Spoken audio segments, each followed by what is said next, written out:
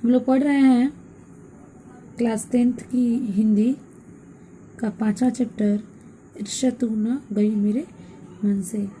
इसको लिखा है रामधारी सिंह दिनकर जी ने, जिसको हम लोगों ने पिछले वीडियो में पढ़ चुका है। आज हम लोग उन्हीं के द्वारा लिखित ईर्ष्या तू न गई मेरे मन से पढ़ेंगे। आइए देखते हैं क्या लिखा हुआ है। मेरे घर के दाहिने एक वकील रहते हैं जो खाने पीने में अच्छे हैं, दोस्तों को भी खूब खिलाते हैं और सोसाइटियों में भी काफ़ी भाग लेते हैं। यानी सभा जब होती है सोसाइटी, उसमें भाग लेते हैं। मेरे घर के दाहिने में कौन रहता है? वकील रहता है। कौन कह रहा है? ये लेखक कह रहे हैं। बाल बच्चों से भरा पूरा परिवार, नौकर भी सुख देने वाले और पत्नी भी अत्यंत मृदु भाषणी। यानी बाल बच्चों से भरा परिवार है, नौकर भी हैं, सुख देने वाले, अच्छे काम करने वाले हैं, और पत्नी भी मृदु भाषणी यानी मधुर बोलने वाली है, मीठी बोलने वाली है। भला एक सुखी मनुष्य को और क्या चाहिए? मगर वे सुखी नहीं हैं। यानी इतना अगर किसी के पास हो तो वो सुखी है, लेकिन वो सुखी नहीं है। उनके भीतर कौन सा दाह है इसे मैं भली भांति जानता हूँ। दरअसल उनकी बगल में जो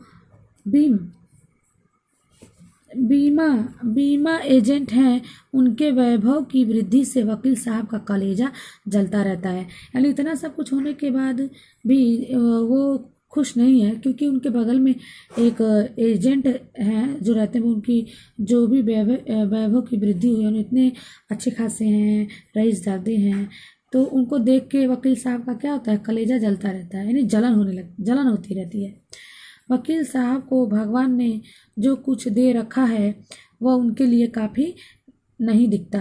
वे इस चिंता में भुने जा रहे हैं कि काश एजेंट की मोटर, उसकी मासिक आय और उसकी तड़क भड़क मेरी भी हुई होती। यानी वो इतने से अपने से संतुष्ट नहीं है। वो उस बगल वाले एजेंट को देखकर सोचते हैं काश मेरे पास भी वैसा होता जैसा उसके पास है। यानी जलन के मारे। ईर्ष्या का यही अनोखा वरदान है। यानी ईर्ष्या का यही अनोखा वरदान है। जिस मनुष्य के हृदय में ईर्ष्या घर बना लेती है, वह उन चीज़ों से आनंद नहीं उठाता जो उसके पास मौजूद है, बल्कि उन वस्तुओं से दुख उठाता है जो दूसरों के पास है। दूसरों को देखकर अपने आप को दुखी होता है। ईर्ष्या का जब अपना घर बना लेता है किसी के, मनुष्य के दिल में, तो वो अपने सामानों से, अपनी चीज़ों से, अपने परिवार से खुश नहीं रहता। वह अपनी तुलना दूसरों के साथ करता है और इस तुलना में अपने पक्ष के सभी अभाव उसके हृदय में दंश मारते रहते हैं। दंश के इस दाह को भोगना कोई अच्छी बात नहीं है, मगर ईर्ष्यालु मनुष्य करे भी तो क्या, आदत से लाचार होकर उसे यह वेदना भोगनी पड़ती है। यानी इस वेदना में वो रहता है, इस जलन में वो रहता है, जलन होने लगती है उसे, और हमेशा अपने आप को दुखी समझता है। एक उपवन को पाकर भगवान को धन्यवाद देते हुए उसका आनंद नहीं लेना और बराबर इस चिंता में निमग्न रहना कि इससे भी बड़ा उपवन क्यों नहीं मिला। यानी एक उपवन, एक बगीचा पाकर कितने लोग भगवान को थैंक यू बोलते हैं, आनंद लेते हैं, और कितने लोग क्या होते हैं? चिंता के मारे काश इससे भी अच्छा उपवन मिलता, इससे भी बड़ा हमारा कोई काम होता, और इसी बात से वो हमेशा दुखी रहता है। एक ऐसा दोष है जिससे ईर्ष्यालु व्यक्ति का चरित्र भी भयंकर हो उठता है। अपने अभाव पर दिन रात सोचते सोचते वह सृष्टि की प्रक्रिया को भूलकर विनाश में लग जाता है, और बाद में क्या करता है? वो सृष्टि की प्रक्रिया भूल जाता है और विनाश की तरफ आगे बढ़ने लगता है, और अपनी उन्नति के लिए उद्यम करना छोड़कर, यानी उद्यम मतलब मेहनत करना छोड़कर वह दूसरों को हानि पहुंचाने को ही अपना श्रेष्ठ कर्तव्य समझने लगता है। यानी जब व्यक्ति ईर्ष्यालु होता है तब। ईर्ष्या की बड़ी बेटी का नाम निंदा है। यानी ईर्ष्या की बड़ी बेटी किसको कहा गया है? निंदा को कहा गया है, यानी चुगली करना। जो व्यक्ति ईर्ष्यालु होता है वही दूसरे किस्म का निंदक भी होता है, वही निंदक भी होता है। यानी चुगलखोर दूसरों की निंदा वह इसलिए करता है कि जिस प्रकार दूसरे लोग जितना दूसरे लोग जनता अथवा मित्रों की आंखों से गिर जाएंगे और जो स्थान रिक्त होगा उस पर मैं अनायास ही बैठा दिया जाऊंगा। यानी मैं उसको दूसरे नज़र में गिरा दूंगा और उसकी नज़र में मैं क्या हो जाऊंगा, अचानक महान बन जाऊंगा, मैं उसकी नज़र में अच्छा बन जाऊंगा। इसलिए लोग क्या करते हैं, निंदा करते हैं, बुराई करते हैं। मगर ऐसा न आज तक हुआ है और न आगे होगा। दूसरों को गिराने की कोशिश तो अपने को बढ़ाने की कोशिश नहीं कही जा सकती। एक बात और है कि संसार में कोई भी मनुष्य निंदा से नहीं गिरता, उसके पतन का कारण सद्गुण का ह्रास होता है। यानी कोई भी मनुष्य किसी की निंदा करने से नहीं गिरता, लेकिन उसका जो पतन का, जो विनाश का कारण होता है वो सद्गुण, उसमें जो अच्छे गुण होते हैं वो खत्म हो जाता है, जिससे वो उसका पतन हो जाता है। इसी प्रकार कोई भी मनुष्य दूसरों की निंदा करने से अपनी उन्नति नहीं कर सकता। उन्नति तो उसकी तभी होगी जब वो अपने चरित्र को निर्मल बनाए तथा अपने गुणों का विकास करे, तब वो क्या होगा, उसकी उन्नति होगी। ईर्ष्या का काम जलाना है, मगर सबसे पहले वह उसी को जलाती है जिसके हृदय में उसका जन्म होता है। समझ रहे हैं ना आप लोग क्या कह रहे हैं, यानी वो उसी को जलाती है जो दूसरों से जलता है।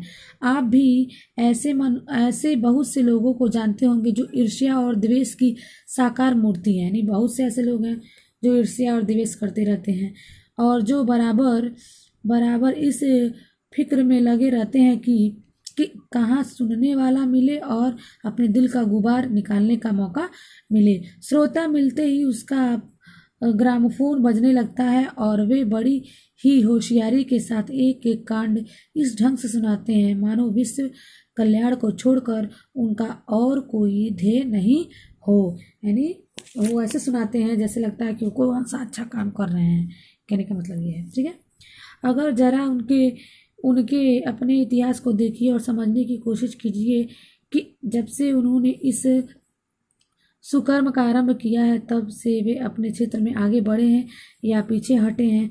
यह भी कि वे निंदा करने में समय व शक्ति का अपव्यय नहीं करते तो आज इनका स्थान कहाँ होता। लेकिन उनको देखिए जो निंदा करते हैं वो कहाँ है, कैसे उनका जीवन है, कैसे कट रहा है। मतलब वो अगर ये सब काम नहीं करते, अपने समय को कहीं दूसरी जगह लगाते तो आज ऊंचाइयों पर होते, कहीं उनका स्थान कहीं दूसरी जगह होता। निंदा को लोग चिता कहते हैं, जिसे किसी प्रचंड चिंता ने पकड़ लिया है। उस बेचारे की जिंदगी ही खराब हो जाती है। किंतु ईर्ष्या शायद चिंता से भी बदतर चीज है, क्योंकि वह मनुष्य के मौलिक गुणों को ही कुंठित बना देती है। लेकिन जो ईर्ष्या है वो चिंता से भी बदतर चीज है। मनुष्य के अंदर वो इतना जहर पैदा कर देती है दूसरों के प्रति कि उसे उगलना है तो उगलना ही है, वो उगलना ही समझता है। मृत्यु शायद फिर भी श्रेष्ठ है बनिस्तब इसके कि हमें अपने गुणों को कुंठित बनाकर जीना पड़े।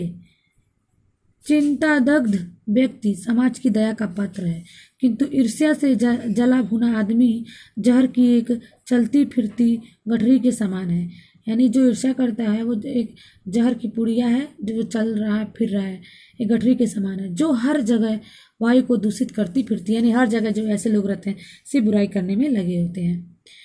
ईर्ष्या मनुष्य का चारित्रिक दोष नहीं है, प्रत्युत इससे मनुष्य के आनंद में भी बाधा पड़ती है।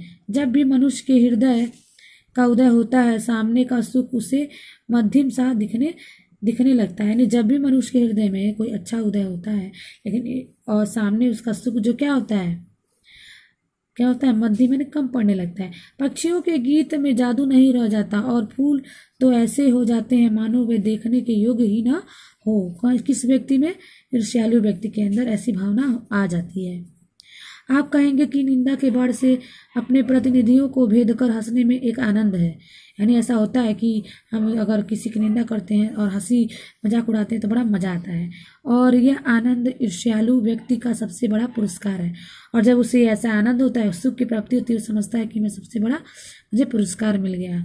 मगर यह हंसी मनुष्य की नहीं, राक्षस की हंसी होती है, और यह आनंद भी दैत्यों का आनंद होता है, यानी दानवों का, राक्षसों का आनंद होता है, और वो राक्षसों की हंसी होती है जो दूसरों की निंदा करके, दूसरों के प्रति जलन की भावना रख कर अपने आप को सुखी मानते हैं। वो मनुष्य नहीं कहलाते, क्या कहलाते? राक्षस कहलाते हैं। ऐसा कौन कह रहा है? लेखक कह रहे हैं, रामधारी सिंह दिनकर जी कह रहे हैं। अब इसका जो अगला भाग है अगले वीडियो में पढ़ेंगे, तब तक के लिए आप इसको दोहरा लीजिए।